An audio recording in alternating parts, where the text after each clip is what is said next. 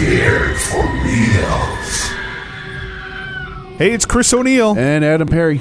Adam, I know you didn't see this one, but I was lucky enough to catch Strange Darling. All right. You heard about that one? I have heard a little bit about it, and you were just telling me that it's been touring and doing pretty well on the film fest circuit since last year. Well, I think it had like one film festival from what I see back, it was September of last year, a fantastic fest. The only way you can attend that one, Adam, is by going to Austin, Texas, and check out the Alamo Draft House. Because that was a fantastic fest, is something that premiered 19 years ago. So okay.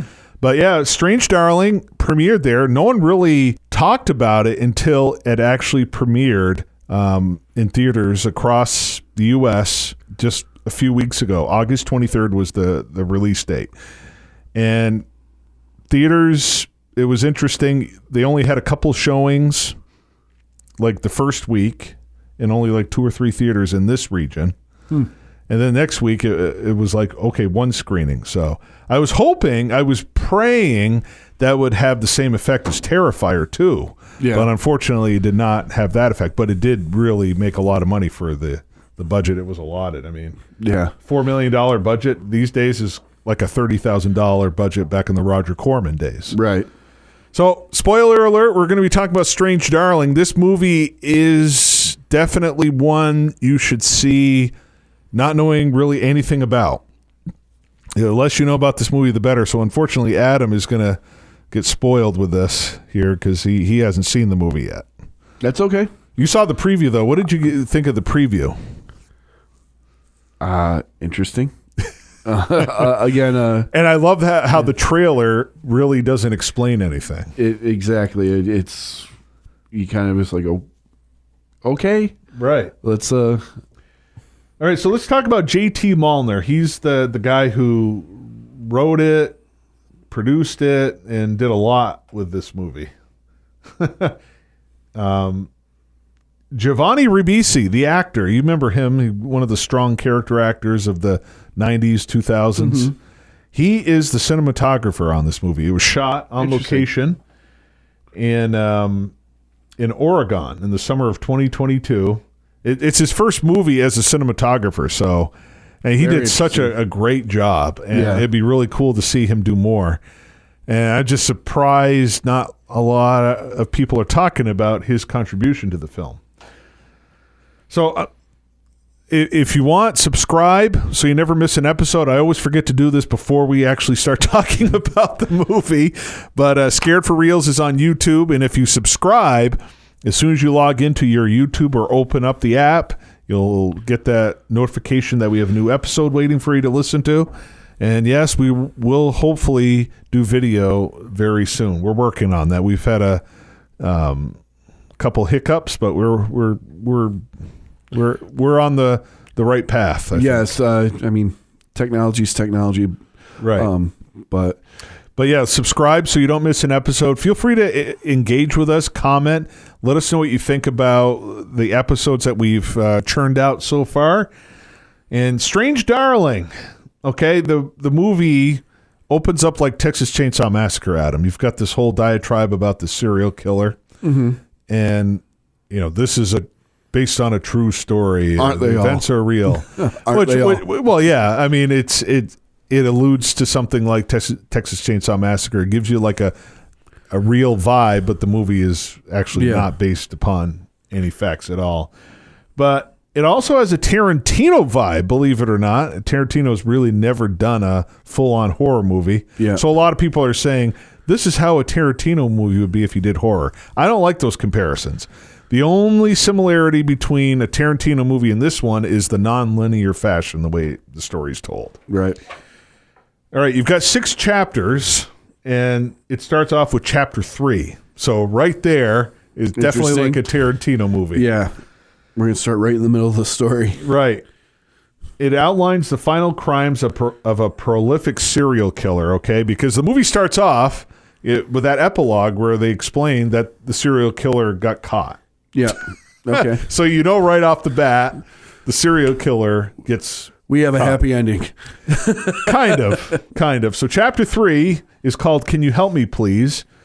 A bleeding woman is pursued on a rural stretch of road. Again, this is all shot in Oregon, by the brilliant Giovanni Ribisi, by a man who's credited as the Demon. So you got the lady and the Demon. That would have been an interesting title for the movie, but it would have probably been a little too B-movie-ish.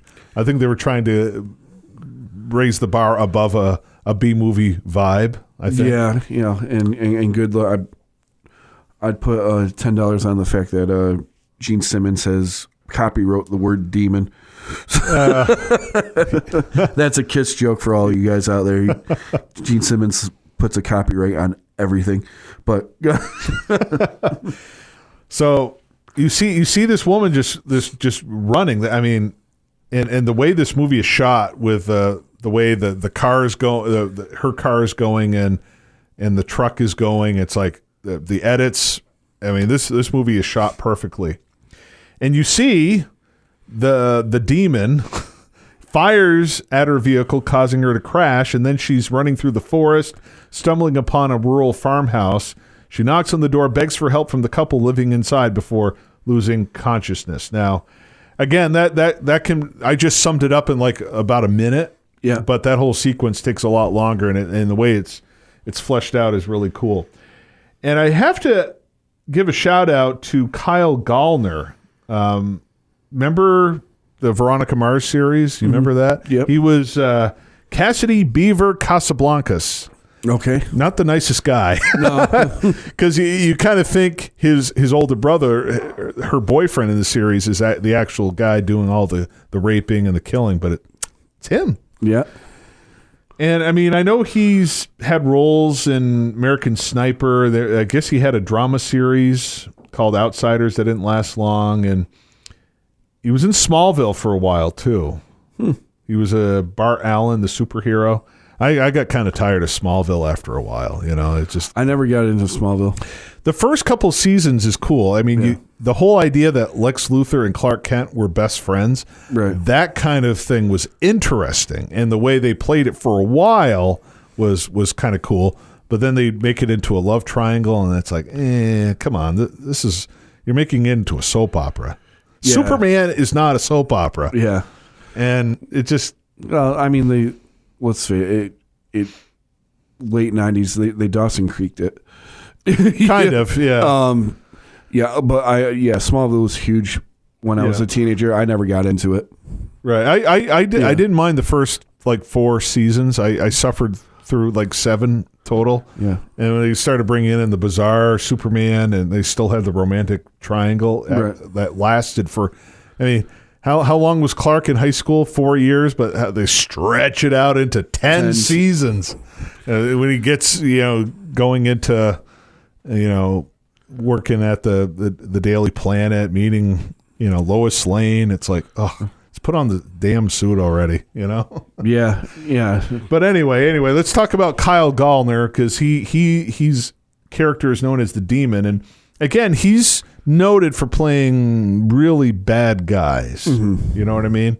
I mean, he's played the good guy here and there, but he's known as the Demon in this, so he's noted as being the bad guy. And another actress is Willa Fitzgerald. Now, she's probably, I don't know if you ever saw the Netflix series, The Fall of House of Usher. Yes. Yeah, she's in that. Yep. And she was in the Scream TV series. I forgot they made a Scream TV series, Adam. Did you watch any of these things? I watched 1 episode and I couldn't get into it. Well, I love the Scream franchise. I couldn't get into that. It was stupid. Yeah. The Fall of the House of Usher. Did you ever watch that series? Was that any good? I have not watched. I know she's in it. I have not watched the new.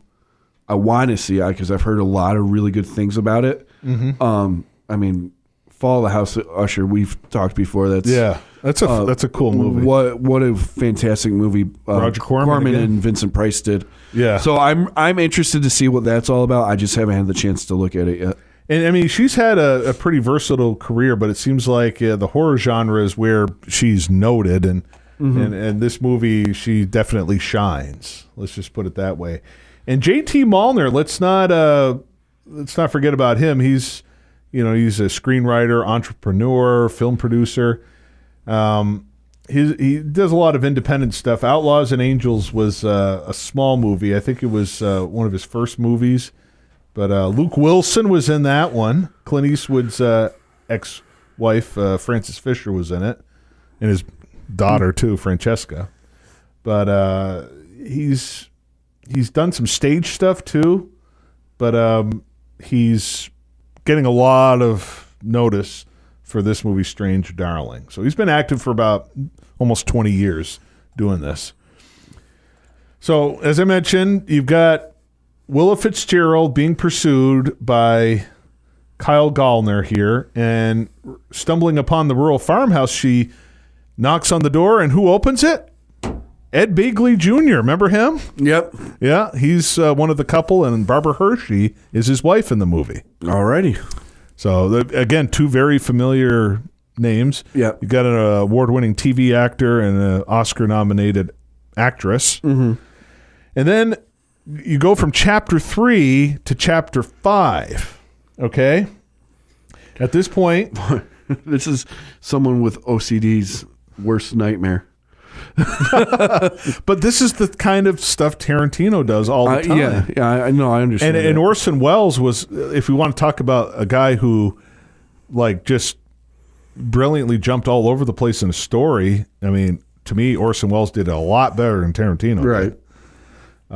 But yeah, go to chapter 5. Here, Kitty Kitty is the name of this chapter. So Kyle Gallner at this point is searching the farmhouse for the lady, and he's got a rifle in there, and he eventually finds her hiding in a chest freezer and shoots and opens the freezer and knocks her unconscious, so it seems. Mm-hmm.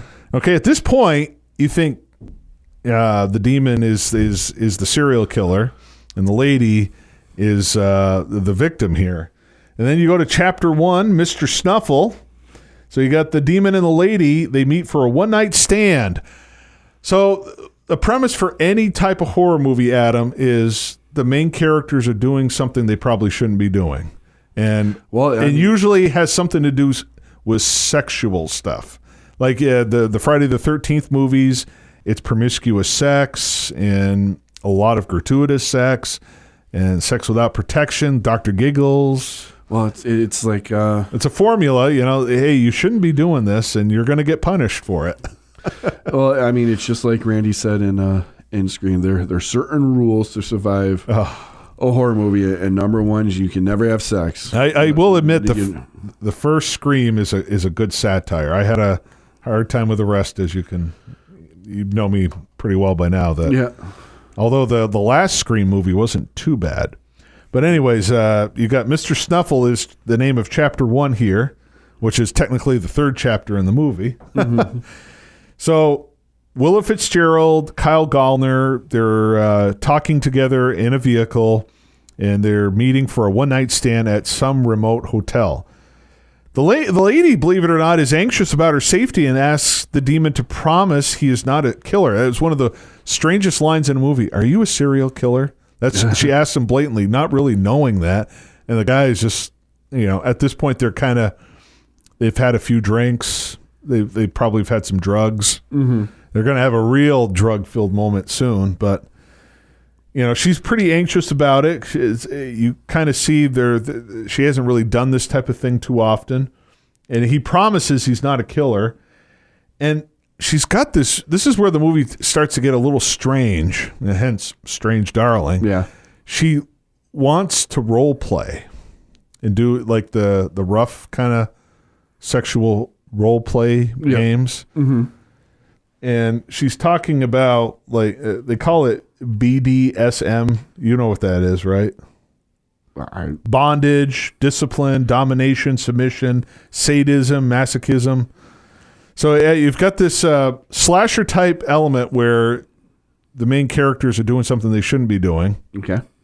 And then you get some of the gothic horror stuff with the sadism, and stuff like that.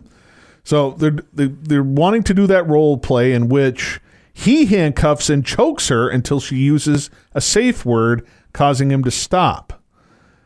Mr. Snuffle is the safe word.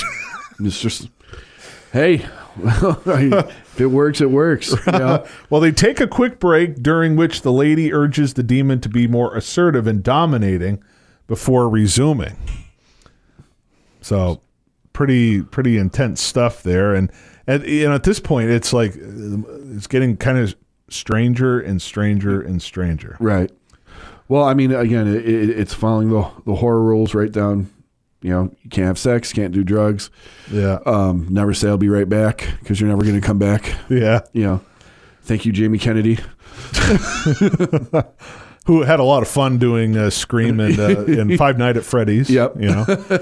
So chapter 4 it goes to. So we go chapter 3 to chapter 5 to chapter 1 and now chapter 4. I'm just saying, it's just like now when you're watching the movie, does it like say like chapter? Yes. Yeah. It's literally it's like what Tarantino presents, like Kill Bill. You know how you have the one of the last people killed in Kill Bill first, and then you have the first one, and then you have the third one, and then the fifth one, and no, I'm just thinking like because I have some friends who have like some serious OCD, and as soon as they saw chapter 3, they would have lost it. But are they Tarantino fans though? I don't know. I don't talk to them about their movie taste. I'm just saying, like, if you know someone who literally can't, if they're listening to the radio and if it's not, the volume's not on an even number, they lose their shit. Yeah. This would drive them nuts. Would it now? All right. So chapter 4 is the Mountain People. So we were introduced to Ed Begley Jr. and Barbara Hershey briefly at the beginning of the movie. So now this whole chapter is kind of dedicated to them. They're kind of the doomsday prep people who they stock up in case the world comes to an end. And I know a lot of people are doing that right now.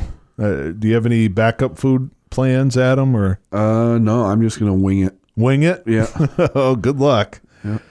So the Mountain People is the name of this chapter. So an eccentric doomsday prepper couple, their names are Frederick and Genevieve. They're startled when the lady appears on their doorstep and she asks for help. They take her in and offer her food and medicine. Frederick insists on calling the police, but this is the plot twist, Adam. Okay. The plot is she kills him. She literally beats and stabs him to death before he can call the police. Genevieve is fleeing into the woods as the demon arrives and the lady hides from him in the chest freezer. Yeah. So there's the plot twist. She's the serial killer. I don't know if you were surprised at all by that. I mean, if you were watching the movie, if I'm watching it, it might take me by surprise a little bit. But right. It did. Yeah.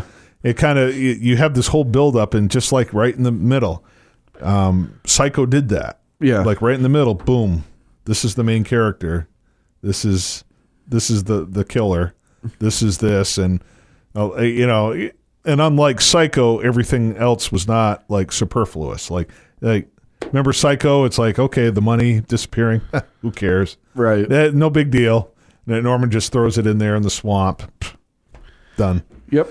So this one, though, it's, all of that leading up to her being the serial killer was definitely important. Mm-hmm. So now we go to chapter 2. The lady is like spurning him on the sexual advances and suggests that they take cocaine before going further. This is where the drug elements come in. But she doesn't give him cocaine. She gives him ketamine. I don't know if you've ever heard of that. Ketamine? Ketamine, yeah. It's I'm going to try to read it here, and it's a word. It's a word. There's a lot to it. Yeah, they use it. It's a medical. It's like a medical induction and maintenance of anesthesia. It's a dissociative anesthetic. It's also used as a treatment for depression, pain management, and it's also they say an NMDA receptor antagonist, which accounts for most of its psychoactive effects. So yeah, it literally incapacitates the guy before carving the initials EL into his chest with a knife. Wow. Yeah, she then goes through the demon's wallet, discovers He's a police officer. Oh.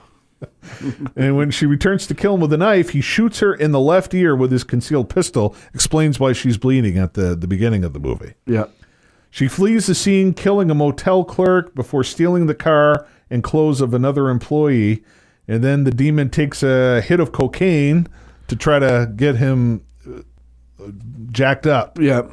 So a lot of drugs flowing through this cop's body at this point in time.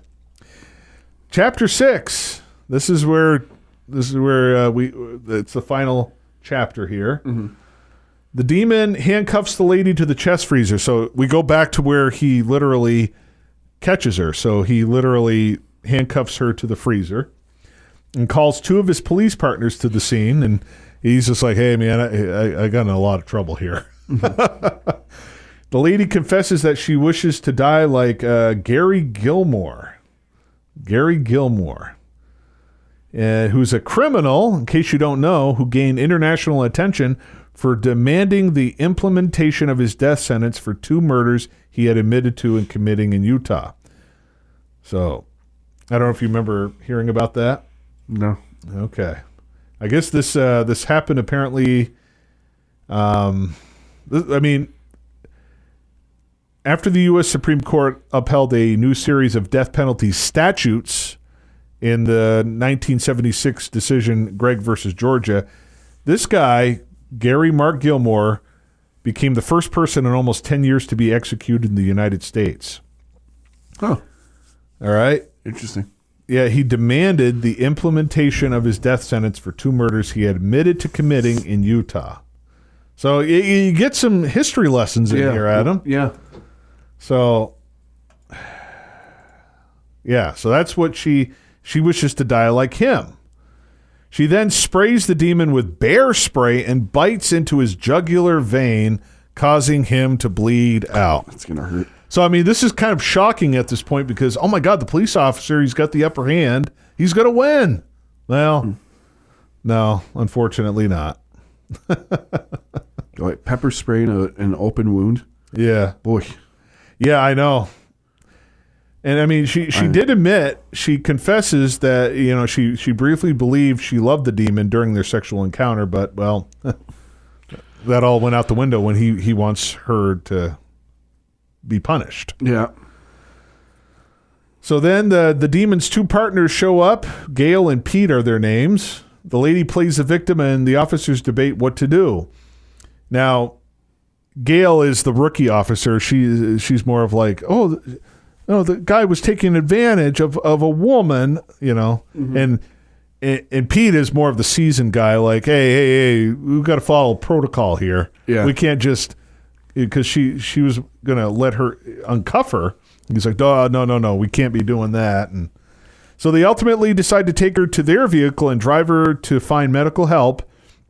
And they encounter Barbara Hershey on the road. Remember, she ran off. Mm-hmm. So Genevieve, you know, is like, hey, don't trust her. Like she's trying to get them not to, but there's so much noise going on that they don't really pay attention to her.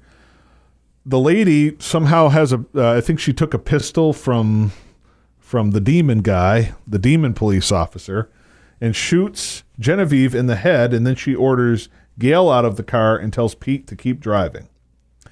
So now we're at, there is technically a 7th chapter. It's called the epilogue, the Electric Lady. Mm-hmm. So remember how she carves the initials EL into the demon's chest earlier in the movie? Well, that's what it stands the for. Electric Lady. So she orders Pete to stop the car as she considers what to do next. He asks her why she committed so many crimes as the notorious serial killer, the Electric Lady. She says that sometimes she doesn't see people, only devils. So she shoots and kills Pete before continuing on foot. And then a female driver comes across her and offers her a ride into town. When the lady draws her pistol, the woman does the same, fatally shooting the Electric Lady. Oh. The driver then calls the police, drives into town as the lady succumbs to her wounds in the passenger seat. And then there's like one post-credit scene. The radio DJ spoke, "From the high desert and the majestic American West, I bid you all good evening or good morning or good afternoon wherever you may be across the great land of ours. So there you have it. Right. So that's the whole story in a nutshell, Adam. I mean, it's a lot better. It's a lot better rather than having me kind of narrate it for you. You should actually watch it because it's not so much it is an interesting plot, but it's presented very well by JT. That's for sure. And I guess he wrote the screenplay over several months. I guess he had like this visual idea he developed for the opening, which a final girl, final girl, run towards the camera in slow motion. So elaborating on it, he stated, I was drawn to the image of this final girl running through the woods, and I kept seeing that, and I knew it was a trope, except the way I saw it, it was like dressing on the image that I saw that made it unique.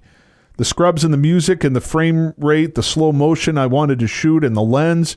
He goes, I had this very stylized image in my head, but I wanted to make sure beyond just style, there was some story here or a unique side of a character we could show that we hadn't seen in other films, not just horror films, but films about people who are being pursued or in distress. It's definitely not something you see too often where the guy is the victim. Right. Yeah. That is a very interesting. Yes, and a very interesting take. And I'm glad there was that plot twist because it was like, okay, this is playing out like you see him like choking her in little glimpses in the first chapter. Right. You're like, oh man, this guy's a brutal. But then she's the brutal one. Yeah. She's the psychopath. And he's just a victim of really bad choices and manipulation. Mm-hmm. I mean, he's not entirely a good guy. I guess you could call him kind of an anti-hero, but right. Yeah, doing drugs, getting drunk, having a one-night stand. In movies, one-night stands don't lead to good decisions, Adam. Not in horror movies. Well, not in any type of movie, really. I mean, you look back as far back as Casablanca. Rick and Elena they're having an affair, mm-hmm. and she's married, and that doesn't end well. Right. And it makes for a great romance. Mm-hmm. And it's one of probably the great. Is that one of your favorite movies, Casablanca? It's not one of my favorites, but I recognize it. I recognize it as one of the greatest movies of all time. Yeah, it's just, and that was the thing that they didn't know how that movie was going to end when they were filming. Yeah, but we'll talk about Casablanca some other time. Yeah, no. But I mean, it's just whenever there's a relationship that is not in marriage and it's like a mistress or something like that. The English Patient is another fine example. It's doomed for tragedy. Right. Or in this case, insanity and death. So, I mean, this movie, as of right now, I think it's as of 2 days ago, the movie has grossed almost 3 million worldwide. Wow. So it's not bad. No. Not bad.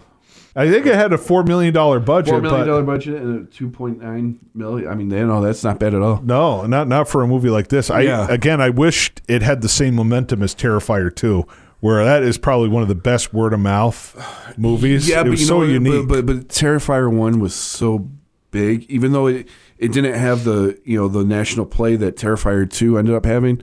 The first Terrifier had a year or two to marinate, right, and really build a following for Terrifier 2 to happen. Well, but you know what I mean. It's unlike anything anyone's ever seen when it comes to bringing a movie like that to the big screen. I don't think it's been done at least since the 60s or 70s. Yeah, no, I understand that, but I'm just making a point. I mean, Terrifier 2 is a different animal. This is Strange Darling 1. Yeah, I just wish there were more there was more like word of mouth. I wish more people got to see it, but it's unfortunate. Right. I mean, when you had Deadpool, Wolverine in like 4 or 5 screens, I mean that's a guaranteed hit right there. Right. So you're going to take a chance on a small movie. Unfortunately, they're not going to unless you're in a bigger market.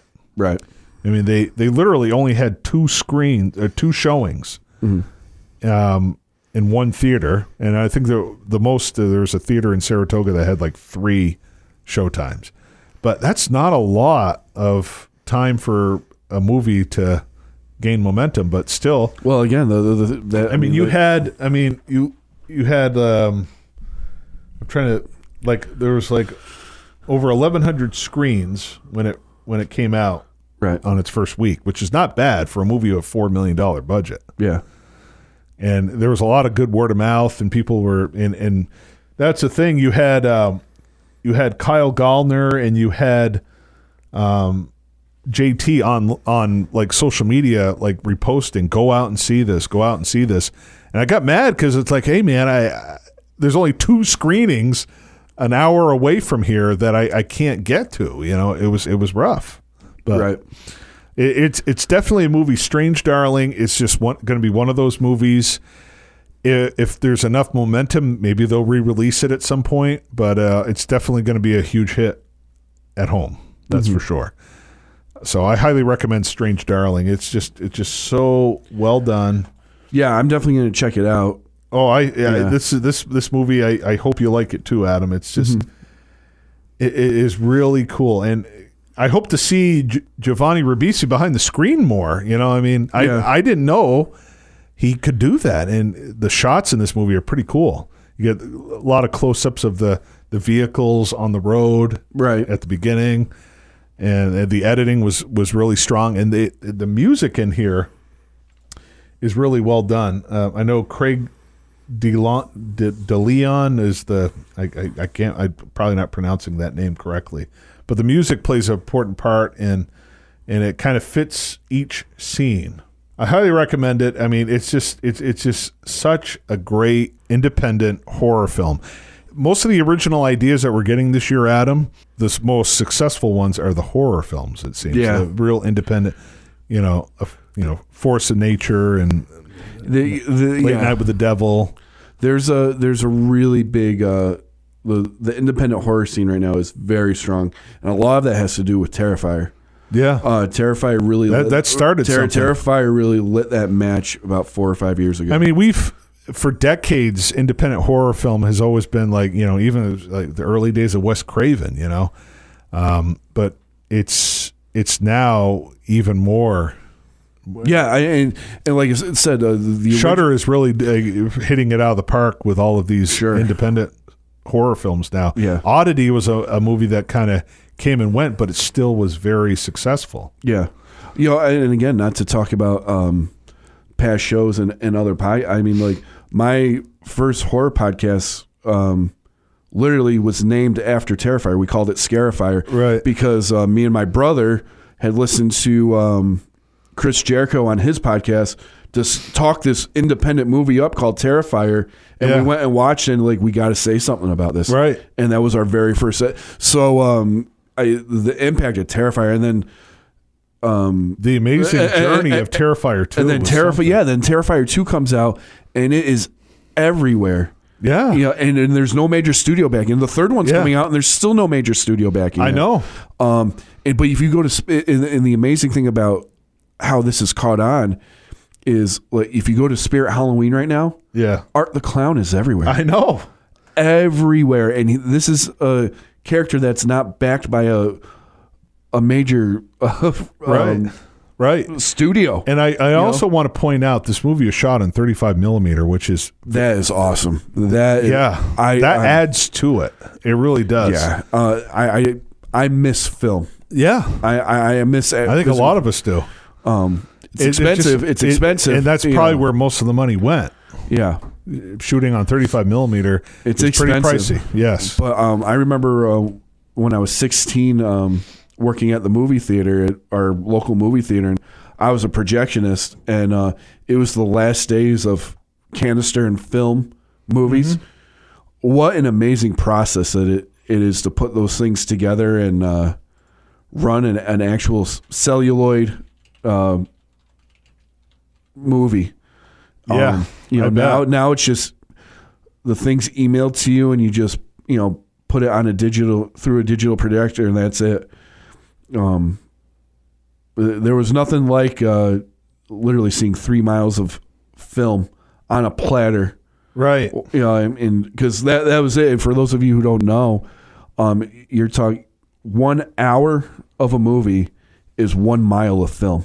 Isn't that something? You don't think about. Yeah, it was something. It was when they would fall off the planter, and I'd have to walk up and down the projection booth to straighten the damn thing out. Yeah. But I mean, like if I was to stretch my arms out completely from fingertip to fingertip, is 1 second of a movie.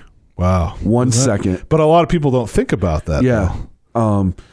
So I really miss those old days of film and celluloid, but unfortunately, I mean, film is very, very expensive. Yeah, and I make the argument about practical effects because I think you can do practical effects cheaper than CGI. You can't get around how expensive celluloid is, right? And compared to digital, you just can't. So that's one of those things I kind of understand. If you're going to cut costs, right? Yeah, this is but good for them. That's awesome that they did it on 35 mil. Yeah, and the soundtrack, Zeberg, the music. I mentioned the composer, but there's songs in the movie. Zeberg, I think it's called. I mean, there's a version of Love Hurts with Keith Carradine. Interesting. Yeah, I mean, Keith Carradine did the singing in Nashville. Did you ever watch that Robert Altman epic? No, I didn't see that one. No. It was not bad. Don't ask John Carpenter what he thinks about Robert Altman in that. He calls it wandering in the weeds. Yeah. But the interesting thing about the music, that the songs in particular, performed by Zeberg, because she composed her own songs and sang them in the movie, it's like they fit each sequence. Oh, really? That they're played over. Cool. So in addition to watching it, you listen because that's what the scene is all about through the songs. It's interesting. Yeah. Remember Into the Wild? Yep. Eddie Vedder was like the narrator in a way of the movie with his music. It's kind of the way I felt about Zeberg's music. It's kind of like guiding you through each sequence through song. It's very interesting. Yeah. Well, I mean, Into the Wild did the same thing. I mean, talk about a really depressing movie. And that was literally based on a true story. Right. But I mean, Eddie Vedder's music carries you through. It's like, like an old Greek storyline. The chorus, right? Eddie Vedder was the chorus in that movie, and Zeberg is the chorus for Strange Darling. Yeah. So I mean, it's a fascinating soundtrack, and it's worth watching again. There's a few people that are like, the plot twist was cool. I don't know if I could watch it again. I know I could. I don't know if I'll get it in my collection, but I would watch this again. Yeah. And I would really probably pay closer attention to the music this time around because it's really interesting how that fits with the actual narrative of the movie. This is just a well done movie. It's one of the best I've seen so far this year. I mean, it's easily a 4-star movie for me. Wow. So Strange Darling, it's a bummer that it's not playing in theaters. But did you see the movie Strange Darling? If so, please comment below. Tell us what you think. And I mean, to me, it's one of the better horror movies of this year, actually, of the decade so far. I mean, I know we're kind of young into the decade, but it's just a well-done film, and I want to see more movies now with JT. I want to see more stuff from Willa. I want to see Giovanni Ribisi behind the camera more because he definitely has a good eye, right, so to speak. So Strange Darling, it will probably be streaming, and I know they'll probably be on home video soon enough, but man, what a treat it was seeing Strange Darling. And again, comment, we're on Facebook, Twitter, X, it's now known as X, not Twitter, and Instagram. Our handle is at Scared for Reels. We'll see you next time on Scared for Reels.